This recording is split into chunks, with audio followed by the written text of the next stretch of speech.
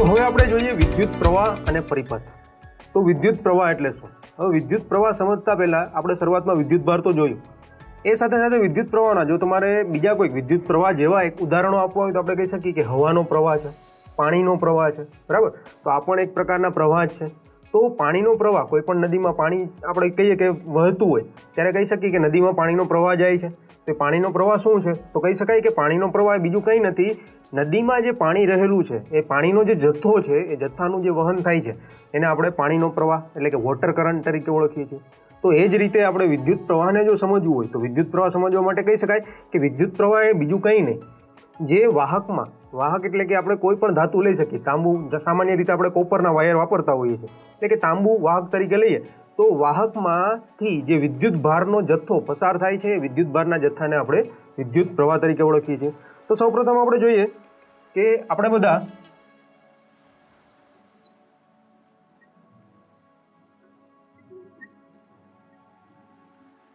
હવા અને પાણીના પ્રવાહથી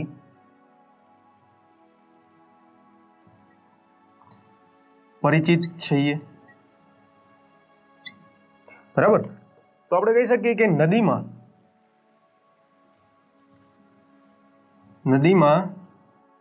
રહેલા પાણીના જથ્થાના વહનને પાણીનો પ્રવાહ એટલે કે વોટર કરંટ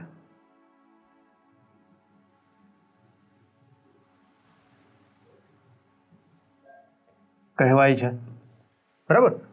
તો જે પાણીના જથ્થાનું કહી શકાય કે જે વહન થાય છે એને આપણે પાણીનો પ્રવાહ કહીએ છીએ, પાણીનું વહન કહીએ છીએ. આ જ રીતે આપણે વિદ્યુત પ્રવાહની વાત કરી કે વિદ્યુત પ્રવાહ એટલે શું? તો આ જ રીતે કહી શકાય કે વાહકમાંથી જે વિદ્યુત ભારના જથ્થાનું વહન થાય છે એ વહનને આપણે વિદ્યુત પ્રવાહ તરીકે ઓળખીએ છીએ. તો કહી શકાય કે આ જ રીતે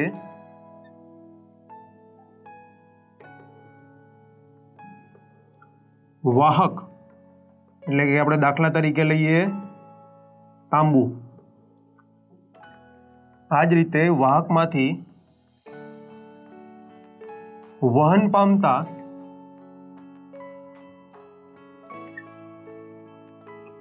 વિદ્યુત ભારના જથ્થાને વિદ્યુત પ્રવાહ કહી શકાય, બરાબર. એટલે વિદ્યુત ભારનો જથ્થો જે વાહકમાંથી વહન પામે છે જેને આપણે વિદ્યુત પ્રવાહ તરીકે ઓળખીએ છીએ. હવે આ વિદ્યુત પ્રવાહ, આપણે કીધું કે વિદ્યુત ભારનો જથ્થો વહન પામે છે, પણ ખરેખર આ વિદ્યુત પ્રવાહ કઈ રીતે આ વહન પામે છે અથવા વિદ્યુત પ્રવાહ કઈ રીતે ઉત્પન્ન થાય છે તો એના વિશે આપણે જોઈએ. તો આપણે બધાને એ તો ખબર જ છે કે કોઈ પણ તત્વ આપણે લઈએ તો એ તત્વમાં ન્યુક્લિયસ એટલે કે એનું કેન્દ્ર રહેલું હોય છે એના પરમાણુમાં, અને એની આસપાસ એની કક્ષાઓ રહેલી હોય છે, બરાબર. તો સૌપ્રથમ તો આપણે જોઈએ કે કોઈ એક પરમાણુ, કોઈ એક તત્વ અત્યારે આપણે વિચારીએ છીએ અને એ તત્વનું એક કેન્દ્ર આપણે લઈએ છીએ અને કેન્દ્રની આસપાસ એની કક્ષાઓ રહેલી હોય છે.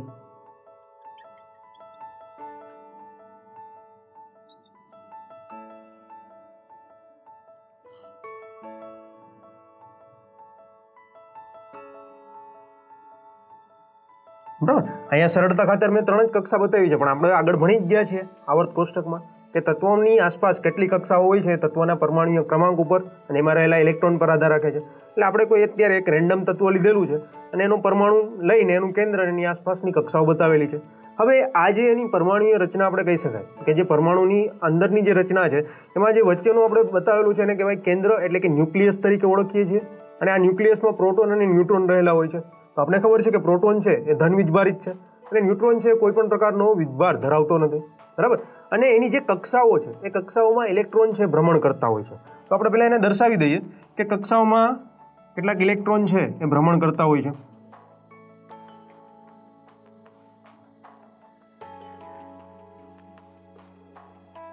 અને બાહ્યતમ કક્ષામાં આપણે આવા 1-2 ઇલેક્ટ્રોન બતાવી દઈએ છીએ, બરાબર. એટલે કે આ જે વચ્ચેનું કેન્દ્ર છે તો કેન્દ્રને આપણે કેના નામથી દર્શાવીએ છીએ તો કહી શકાય કે કેન્દ્ર, જેને આપણે ન્યુક્લિયસ કહીએ છીએ, કે જેમાં પ્રોટોન અને ન્યુટ્રોન રહેલા હોય છે. અને અહીંયા જે આપણે બહાર બતાવેલું છે જેને આપણે ઇલેક્ટ્રોન કહીએ છીએ. અને આજે આપણે ડોટેડ અથવા તો ડેશવાળી લાઇનથી બતાવેલું છે, જે કહી શકાય કે પરમાણુની કક્ષાઓ છે. બરાબર. તો આ રીતે કંઈક એની રચના હોય છે. હવે આમાં બનતું કેવું હોય છે કે પરમાણુનું જે કેન્દ્ર છે, જે ન્યુક્લિયસ છે, એમાં પ્રોટોન જે છે એ જકડાયેલો હોય છે. એટલે કે પ્રોટોન છે એ આ પરમાણુના કેન્દ્રમાં જ રહેલો હોય છે. પણ ઇલેક્ટ્રોન જે છે એ ઇલેક્ટ્રોન પરમાણુની બહાર, એટલે કે કેન્દ્રની બહાર જે કક્ષાઓ હોય છે એ કક્ષાઓમાં પરિભ્રમણ કરતા હોય છે. બરાબર. તો ઘણી વખત કેવું થતું જોવા મળે છે કે જે બહારની કક્ષા હોય છે, જેને આપણે બાહ્યતમ કક્ષા અથવા તો સંયોજકતા કક્ષા કહીએ છીએ, તો ઘણી વખત કેન્દ્રથી એટલે કે ન્યુક્લિયસથી બહારની કક્ષામાં રહેલા ઇલેક્ટ્રોન ઉપર કહી શકાય કે પૂરતું આકર્ષણ બળ લાગતું ના હોય. એટલે ઘણી વખત એવું બનતું હોય કે આ જે બહારની કક્ષામાં જે ઇલેક્ટ્રોન રહેલો હોય એ અસ્તવ્યસ્ત ગતિ કરતો હોય છે. બરાબર. કે જેને આપણે મુક્ત ઇલેક્ટ્રોન તરીકે ઓળખીએ છીએ. તો સૌપ્રથમ તો આપણે વાત કરીએ કે પરમાણુમાં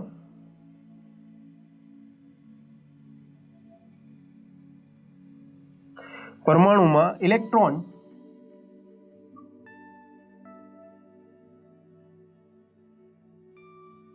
કક્ષાઓમાં ભ્રમણ કરતા હોય છે.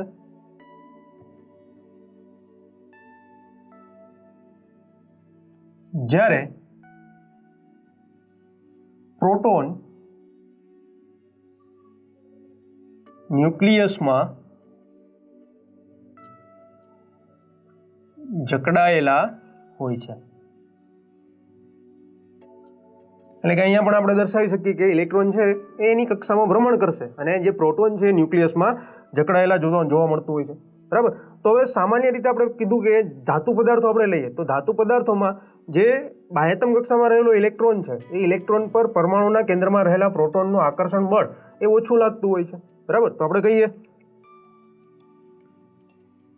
સામાન્ય રીતે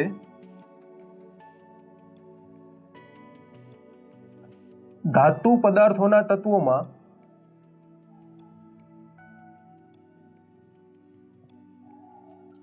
બાહ્યતમ કક્ષામાં રહેલા ઇલેક્ટ્રોન પર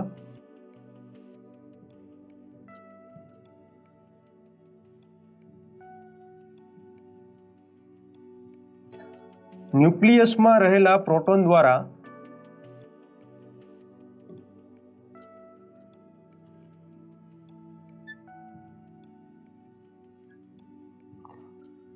લાગતું આકર્ષણ બળ પ્રમાણમાં ઓછું હોય છે.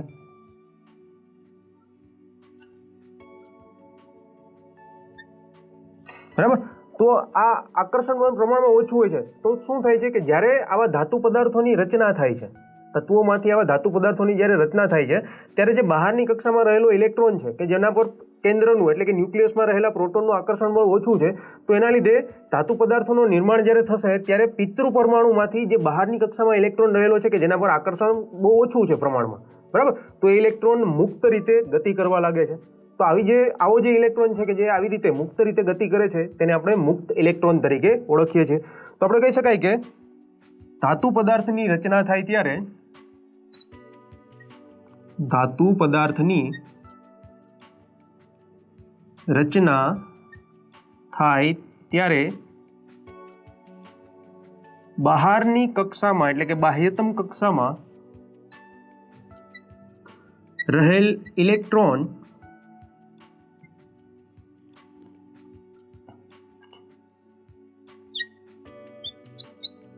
મુક્ત રીતે પિતૃ પરમાણુથી છૂટો પડી ગતિ કરે છે, જેને મુક્ત ઇલેક્ટ્રોન કહે છે. બરાબર. તો આ ઇલેક્ટ્રોન જે મુક્ત રીતે ગતિ કરવા લાગે છે જેને આપણે મુક્ત ઇલેક્ટ્રોન તરીકે ઓળખીએ છીએ. અને આ મુક્ત ઇલેક્ટ્રોન છે તો એક વસ્તુમાં ચોક્કસ કહી શકાય કે જે વિદ્યુત પ્રવાહનું વહન થાય છે આ વહનમાં આ મુક્ત ઇલેક્ટ્રોન છે બહુ અગત્યનો ભાગ ભજવે છે. તો આપણે એ પણ લખી શકીએ કે વિદ્યુત પ્રવાહના વહનમાં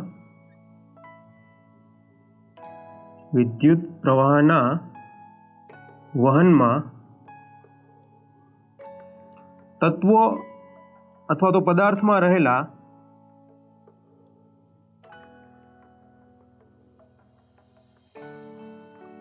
મુક્ત ઇલેક્ટ્રોન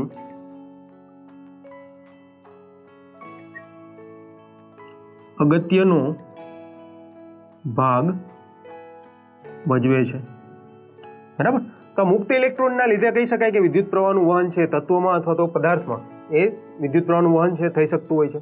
હવે સામાન્ય રીતે આપણે ધાતુ પદાર્થોની વાત કરીએ તો આપણે જોયું કે ધાતુ પદાર્થમાં જે બહારની કક્ષામાં રહેલા ઇલેક્ટ્રોન છે, એટલે કે આપણે બીજી રીતે કેવું હોય તો કહી શકાય કે ધાતુ પદાર્થો જે છે, ધાતુ તત્વો જે છે એના પરમાણુમાં, એના તત્વોમાં કહી શકાય કે મુક્ત ઇલેક્ટ્રોનની જે સંખ્યા છે એ વધારે હશે, અને જેટલી મુક્ત ઇલેક્ટ્રોનની સંખ્યા વધારે એટલું જ એ ધાતુ તત્વો જે છે એ વિદ્યુત પ્રવાહનું વધારે ને વધારે વહન કરી શકે છે. તો આવા જે ધાતુ પદાર્થો છે, જેમ કે આપણે તાંબુ લઈ શકીએ, ચાંદની, એલ્યુમિનિયમ, સોનું, તો આ બધા જે ધાતુ પદાર્થો છે કે જેને આપણે વાહક તરીકે ઓળખીએ છીએ. એટલે વાહક એટલે બીજું કંઈ નહીં, જે પદાર્થોમાંથી વિદ્યુત પ્રવાહનું વહન સૌથી વધુ થતું હોય એવા પદાર્થોને આપણે વાહક તરીકે ઓળખીએ છીએ, બરાબર. અને બીજા ઉદાહરણમાં આપણે એવું કહી શકીએ કે કેટલાક અધાતુઓ છે અથવા તો કેટલાક બીજા એવા તત્વો છે, જેમ કે રબર છે, કાચ છે, પ્લાસ્ટિક છે, કે જેમાં મુક્ત ઇલેક્ટ્રોનની સંખ્યા છે એ બહુ ઓછા પ્રમાણમાં હોય છે. એટલે કે આવા તત્વોમાં, આવા જે પદાર્થો છે, આવા પદાર્થોમાંથી વિદ્યુત પ્રવાહનું વહન સરળતાથી થઈ શકતું નથી. તો આવા પદાર્થોને આપણે અવાહક તરીકે ઓળખીએ છીએ. એટલે કે અવાહક માટે આપણે કહી શકાય કે અવાહક એટલે બીજું કોઈ નહીં કે એવા પદાર્થો કે જેમાંથી વિદ્યુત પ્રવાહનું વહન ના થઈ શકતું હોય. તો હવે આપણે વાહક અને અવાહક વિશે જોઈએ. તો આપણે જોયું કે ધાતુ પદાર્થો જેવા કે તાંબુ, ચાંદી, એલ્યુમિનિયમ વગેરેમાં મુક્ત ઇલેક્ટ્રોનની સંખ્યા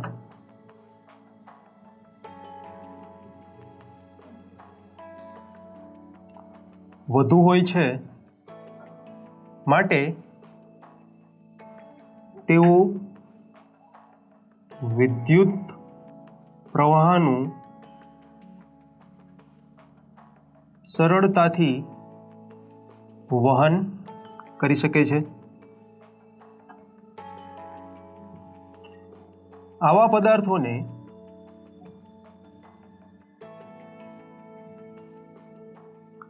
વાહક તરીકે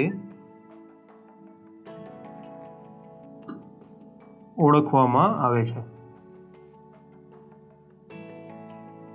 બરાબર. એટલે કે ધાતુ તત્વો કે જેમાં કહી શકાય કે મુક્ત ઇલેક્ટ્રોનની સંખ્યા વધારે છે, એટલે કે વિદ્યુત પ્રવાહનું વહન વધારે કરી શકે છે, એટલે કે આવા પદાર્થોને આપણે વાહક તરીકે ઓળખીએ છીએ. અથવા તો વાહકોની જો આપણે બીજી કોઈ વ્યાખ્યા આપવી હોય તો કહી શકાય કે એવા પદાર્થો કે જેમાંથી વિદ્યુત પ્રવાહનું સરળતાથી વહન થઈ શકે અને વધારે પ્રમાણમાં વહન થઈ શકે, તો આવા પદાર્થોને આપણે વાહક કહીએ છીએ, બરાબર. તો અહીંયા આપણે એક વ્યાખ્યા કહી શકાય કે જે આપણે લીધી વાહક. તો તમને ક્યારેક પૂછાઈ શકે કે વાહક એટલે શું, ત્યારે આપણે ખબર હોવી જોઈએ કે આવા કેટલાક ધાતુ પદાર્થો કે જેમાં મુક્ત ઇલેક્ટ્રોનની સંખ્યા વધારે છે કે જેના લીધે વિદ્યુત પ્રવાહ છે સરળતાથી પસાર થઈ શકે છે, તો આવા પદાર્થોને આપણે વાહક તરીકે ઓળખીએ છીએ. ત્યારબાદ આપણે જાણ્યું કે અધાતુ એટલે કે કહી શકાય કે રબર, પ્લાસ્ટિક કે કાચ જેવા પદાર્થો કે જેમાં મુક્ત ઇલેક્ટ્રોનની સંખ્યા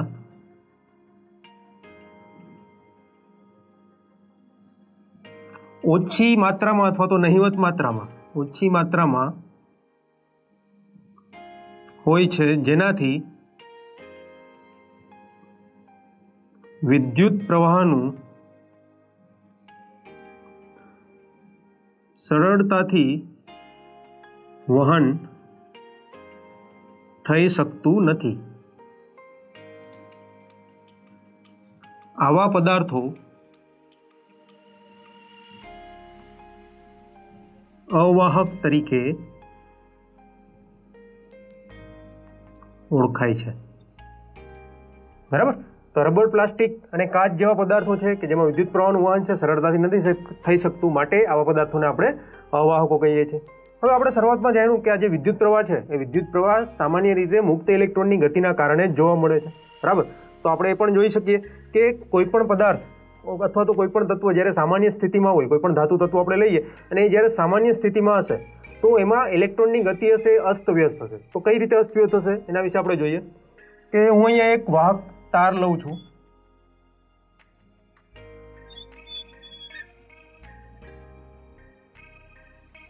આપણે એક વાહક તાર લીધેલો છે, અથવા એવું જ વિચારી શકાય કે અહીંયા એક મેં તાંબાનો તાર લીધેલો છે, બરાબર.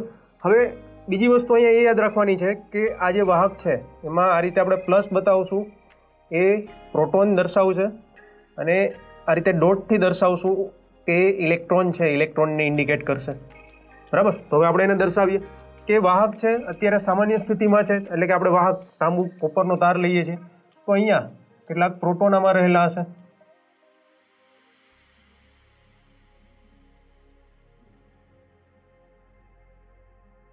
અને સાથે સાથે કેટલાક જે ઇલેક્ટ્રોન છે, ઇલેક્ટ્રોન શરૂઆતમાં એમાં અસ્તવ્યસ્ત મુક્ત ઇલેક્ટ્રોન છે એટલે અસ્તવ્યસ્ત ગતિ કરતા હશે.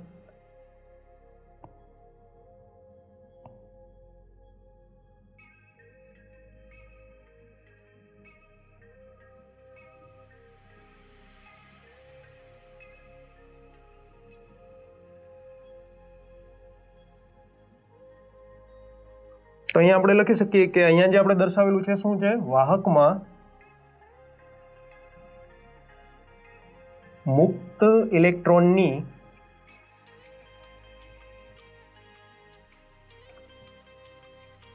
અસ્તવ્યસ્ત ગતિ, બરાબર. આ ઇલેક્ટ્રોન મુક્ત છે એટલે અસ્તવ્યસ્ત ગતિ કરતા હશે. હવે સામાન્ય રીતે આપણે અહીંયા જોઈ શકીએ છીએ કે મુક્ત ઇલેક્ટ્રોનની ગતિના કારણે જ વિદ્યુત પ્રવાહ આપણને મળે છે, પણ અહીંયા જે આપણે આ વાહક લીધેલો છે એમાં મુક્ત ઇલેક્ટ્રોનની ગતિ અસ્તવ્યસ્ત છે અને આપને વિદ્યુત પ્રવાહ નથી મળતો. તો આવું શા માટે થાય? તો અહીંયા આપણે જોઈ શકીએ છીએ કે જે ઇલેક્ટ્રોન મુક્ત ઇલેક્ટ્રોન છે કે જે વાહકમાં અસ્તવ્યસ્ત ગતિ કરે છે, એટલે એમાં કેવું બનતું હશે કે જેટલા ઇલેક્ટ્રોન અસ્તવ્યસ્ત ગતિના કારણે કેટલાક ઇલેક્ટ્રોન ડાબી બાજુ જતા હશે, કેટલાક ઇલેક્ટ્રોન જમણી બાજુ જતા હશે, કેટલાક ઉપર જતા હશે, કેટલાક નીચે જતા હશે. તો આ જે બધા ઇલેક્ટ્રોન કેટલાક ડાબી બાજુ અને જમણી બાજુ જે બધા ઇલેક્ટ્રોન જાય છે એમની સંખ્યા છે એ સંખ્યા સમાન હશે. એટલે કહી શકાય કે કોઈ પણ એક ચોક્કસ દિશામાં એ ઇલેક્ટ્રોનની ગતિ છે નહીં, એટલે એમાંથી વિદ્યુત પ્રવાહ જે પસાર થતો હોય વિદ્યુત પ્રવાહ અંતે તો આપણે શૂન્ય જ મળે છે, બરાબર.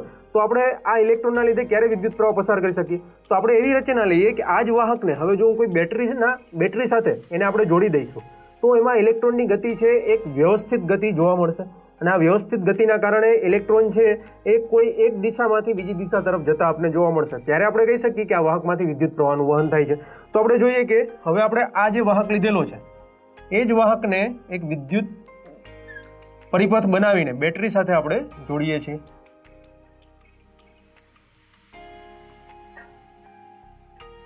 અહીંયા પણ આપણે પ્રોટોનને ઇલેક્ટ્રોન દર્શાવી દઈએ પહેલા. વાહકમાં કેટલાક પ્રોટોન રહેલા હશે અને સાથે સાથે ઇલેક્ટ્રોન હશે, બરાબર. પણ એ પહેલા આપણે જે વાહક છે વાહકને બેટરી સાથે જોડી દઈએ છીએ. એટલે વાહકનો એક છેડો બેટરીના ધન છેડા સાથે અને બીજો છેડો બેટરીના ઋણ છેડા સાથે આપણે જોડીશું. અહીંયા આપણે બેટરી લીધેલી છે. તો પ્રોટોન તો છે એ ગોઠવાઈ ગયા. હવે આપણે આ બેટરી જોડ્યા પછી ઇલેક્ટ્રોનની ગતિ કેવી જોવા મળશે? તો આપણે હમણાં જ જોયું ને કે બે વિજાતીય વિદ્યુતભારો એકબીજા વચ્ચે આકર્ષણ દર્શાવે છે. તો અહીંયા જો બેટરીનો ધન છેડો છે તો ઇલેક્ટ્રોન બધા એ બેટરીના પોઝિટિવ છેડા તરફ આકર્ષિત થશે. તો ઇલેક્ટ્રોનની ગતિ આપણે કહી શકીએ કે કંઈક આ રીતે વ્યવસ્થિત ગતિ જોવા મળશે.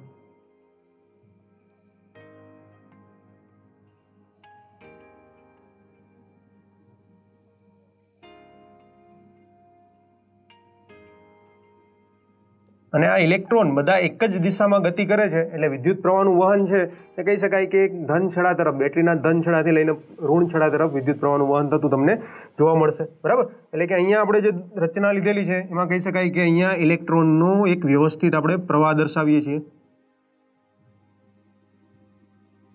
બરાબર. એટલે કે શરૂઆતમાં આપણે કીધું એ પ્રમાણે ધાતુઓમાં જે મુક્ત ઇલેક્ટ્રોન હતા એની અસ્તવ્યસ્ત ગતિને કારણે જે આપણે કહી શકાય કે જે પરિણામી વિદ્યુત પ્રવાહ મળવો જોઈએ એ શૂન્ય મળતો હતો, કારણ કે જેટલા ડાબી બાજુ જાય એટલા જ જમણી બાજુ જતા હોય ઇલેક્ટ્રોન, બરાબર. તો એના લીધે આપણે કહી શકીએ કે નેટ વિદ્યુત પ્રવાહ શૂન્ય મળશે તમને. જ્યારે આપણે જો આ જ વાહકને આ જ કંડક્ટરને આપણે બેટરી સાથે જોડી દઈશું તો બેટરી સાથે જોડવાથી શું થશે કે જે ઇલેક્ટ્રોન છે એ કોઈ એક ચોક્કસ દિશા તરફ આકર્ષાશે. એટલે કે બેટરીના જે પોઝિટિવ છેડો છે ધન વીજભાર છે બેટરીનો એના તરફ બધા જ ઇલેક્ટ્રોન આકર્ષિત થશે અને બધા જ ઇલેક્ટ્રોનની ગતિ આપણે જે આકૃતિ દોરી એમાં જોવા જઈએ તો જમણી બાજુથી ડાબી બાજુ તરફ તમને જતી જોવા મળશે. એટલે કે ઇલેક્ટ્રોન છે બધા એક જ બાજુ ગતિ કરે છે અને આ ઇલેક્ટ્રોનની ગતિના લીધે જ આપણે વિદ્યુત પ્રવાહ મળે છે. તો ત્યારે કહી શકાય કે જ્યારે આપણે કોઈ એવો વિદ્યુત સ્થિતિમાન બેટરી દ્વારા વાહકને આપીએ છીએ ત્યારે ઇલેક્ટ્રોનની વ્યવસ્થિત જે ગતિ થાય છે, ઇલેક્ટ્રોનનો જે વ્યવસ્થિત પ્રવાહ મળે છે એ પ્રવાહને કારણે જ આપણે વિદ્યુત પ્રવાહ આપણે મેઝર કરી શકીએ છીએ, માપી શકીએ છીએ. હવે આપણે એ જોશું કે આ વિદ્યુત પ્રવાહ છે તો એની દિશા તમને કઈ રીતે દર્શાવવી.